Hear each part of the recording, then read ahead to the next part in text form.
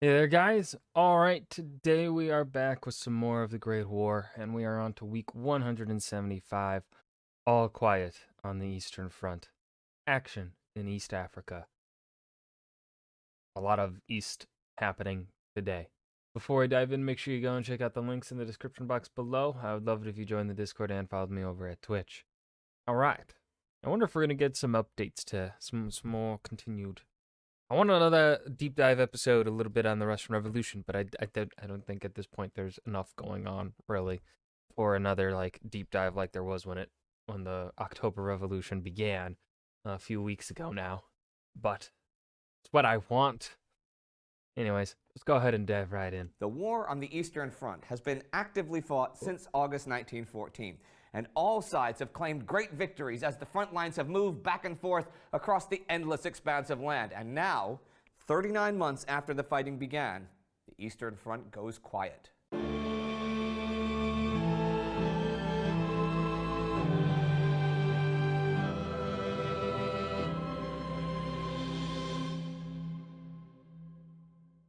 I'm Indy Nidell. Welcome to the Great War. Last week, the British attacked with a force of over 300 tanks at the Battle of Cambrai, the largest such force ever assembled. They made great initial gains, but were soon stopped as over half the tanks were put out of action. The Russians demanded an armistice. The British advanced in Palestine and German East Africa, and British General Sir Stanley Maude died in Mesopotamia. Here's what followed. There was actually a lot of action down in East Africa this week. I feel like we haven't gotten an update on what the fuck's happening on the Greek front in a hot minute. On November 25th came the Battle of Ngomano between the Germans and Portuguese. I do wish they would update the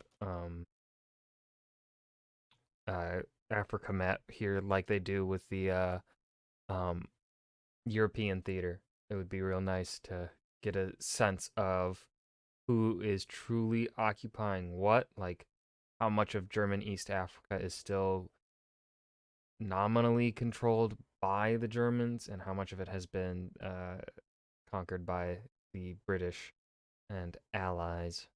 Portuguese. German General Paul von Lettow-Vorbeck was running low on supplies and had invaded Portuguese East Africa to foil his British pursuers and find the needed equipment. The Portuguese were under Major João Pinto, but they were not only way outnumbered by the Germans and Ascari, they were also outflanked while they were camped. The Portuguese force was nearly destroyed, and von Lettow-Vorbeck got enough supplies to continue his guerrilla operations for another year. Man is just going ham. According to Edward Pace, the 500 to 700 captured Portuguese were used as porters for the machine guns, rifles, and hundreds of thousands of rounds of ammunition von Lettow-Vorbeck captured. He destroyed his German weaponry, which he couldn't resupply, and used the Portuguese weapons and even Portuguese uniforms from now on. He marched south to attack more Portuguese positions. However, on the 27th, the Mahenge force under Colonel Tafel, which was over 3,500 Germans and Ascari strong, surrendered unconditionally near Nevala. This means, actually, that German East Africa is, for now, entirely clear of German forces. And another front that seems like it might too be soon clear of German forces is the Russian one.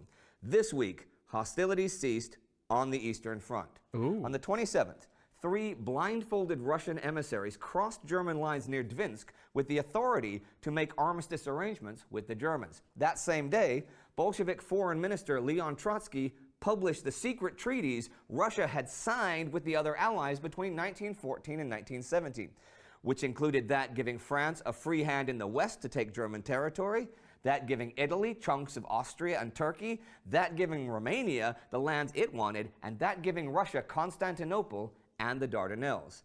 The Sykes-Picot Agreement was published in Britain in the Manchester Guardian. This was the one that divides up the Middle East after the war among the Allies, and it caused huge embarrassment when made public, since it certainly looked like the British and French promises to the Arabs for future independence in exchange for aid during the war were not planning on being kept. Love it. Good job, Britain and France. That agreement, totally not going to have lasting side effects for the next 100 plus years.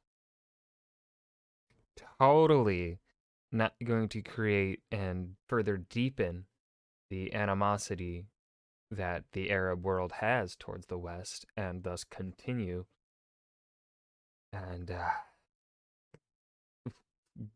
bring us problems 100 years into the future.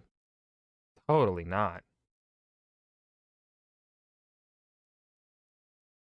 Trotsky declared, "The government of workers and peasants abolishes secret diplomacy with its intrigues, secret ciphers, and lies, in revealing before the whole world the work of the governing classes as it is expressed in the secret documents of diplomacy. We turn to the workers with that appeal which will always form the basis of our foreign policy. Proletarians of all countries, unite." Hoorah! There were, of course, fronts that were active this week. On the Western Front, the Battle of Cambrai continued.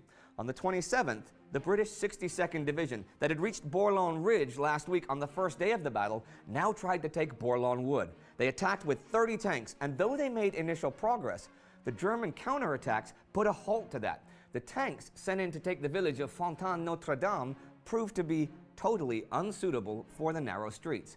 They had no free field of fire and could easily become sitting ducks. Some of them did at least glimpse the town of Cambrai itself from the other side of the village, but were called back since the infantry could make no headway against the German machine guns. The next day, the whole offensive was stopped and the British dug in. They now held a salient with its front on the crest of the ridge. The Germans intended to take this salient back and also attack around Havrincourt, and they would do this using the new Hutier assault tactics that we saw at Riga. On November 30th, they attacked at 7 a.m. and swiftly advanced, especially in the south. So swiftly that British Brigadier General Berkeley Vincent actually had to fight his way out of his headquarters. The Germans did take big casualties at Bourlon itself, but persevered until nightfall, and the arrival of tanks allowed the British to hold on, as the week ended, with the Germans taking 6,000 prisoners and 158 guns. Their combination of gas shells, low-flying aircraft, and stormtroop tactics was as effective as the British tanks and combined attack had been last week. Those were new field tactics, but there were also evolving ideas at play behind the lines. The new Italian Army Chief of Staff, Armando Diaz, was already Oh, it's so nice hearing the name of a competent person in charge of Italy. Ah. Oh. taking big steps to reform and refit his army after the huge loss at the Battle of Caporetto. Perhaps the only fortunate thing to come out of that battle for him, other than his new job, was that the front line on the Piave River was 170 kilometers shorter than the older lines, and otherwise his reduced forces might not have blocked the Austro-German attempts at breaking it. He had only 33 intact divisions at the moment, but 130,000 French and 110,000 British soldiers will have arrived by the end of December. And Allied shipping made sure that the coal and food shortages did not become overly serious. As he set about rounding up his dispersed men and rebuilding infantry divisions and artillery regiments, he was also reforming the conditions and the treatment of his army. This month, rations were increased and even the variety of food was increased. Wages were too. Canteens near the front were set up that sold goods at a discount. Annual leave went from 15 days up to 25. All soldiers were given free insurance and death benefits were paid without delay. Diaz also took steps to improve morale after an internal report found that many men did not identify with the war aims and many did not believe the war was necessary and must be won. Diaz stated, "The best system for fighting anti-war propaganda is the elimination, as far as possible, of the causes of discontent." So simple, yet he's right. Yeah. He issued guidelines on propaganda. It would be channeled partly through newspapers, and each army would have one, which would feature a humorous angle on army life, if possible written by the men themselves. There would also be posters, films, and theater.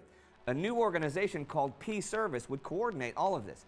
Its job was simply to spread the conviction of the necessity of the war, and propaganda would be adapted to its audience and would no longer just be all-purpose slogans. In some situations, the men would gain most from discussions with a P officer. In others, a musical review would be the best way to build faith in our growing superiority over the enemy and our inevitable victory. It's so nice having someone competent in charge of Italy here. Oh my God, this is like, it's a 180. It's whiplash. Photographs from the front were exhibited around the country, while films and plays toured the land. The Italian army became, of all things, a model of integrated information management. Of course, as Mark Thompson wrote, vigilance easily warped into vigilantism. There was now obviously less tolerance of neutralists and pacifists, and a woman in Bologna, for example, got 6 months in jail for saying that Germans were invincible and the war was Britain's fault. But in general, the repression of dissent worked quite well, and the restoration of the Italian army was well underway. And here are some notes to end the week. On the 25th, there were mass demonstrations in Budapest. Over 100,000 Hungarians marched in favor of peace and the Bolshevik Revolution. On the 28th, Estonia declared independence from Russia. And here's something else that actually happened last week. Lieutenant Rudolf von Eschwege, the German ace flying on the Macedonian front, met his fate November 21st. Oof. The Allies were protecting their stores and ammunition dumps from air attack with balloons filled with explosives. One such balloon took the life of the Eagle of the Aegean.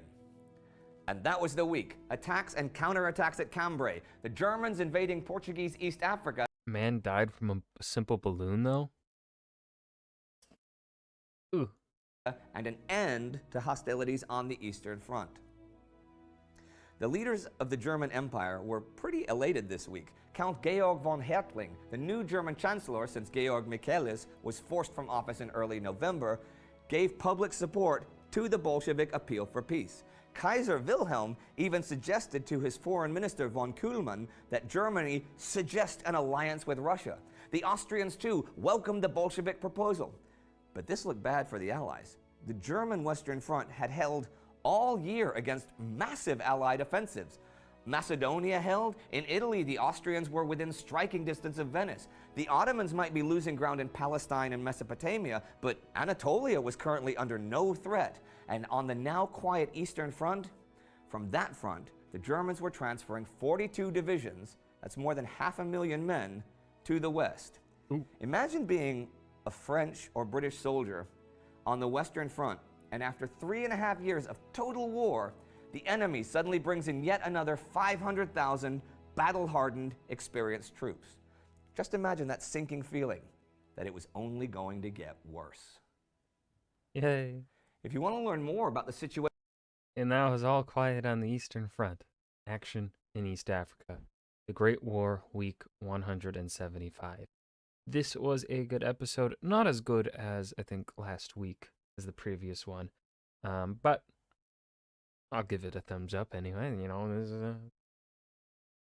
it was a boring week, I'd say.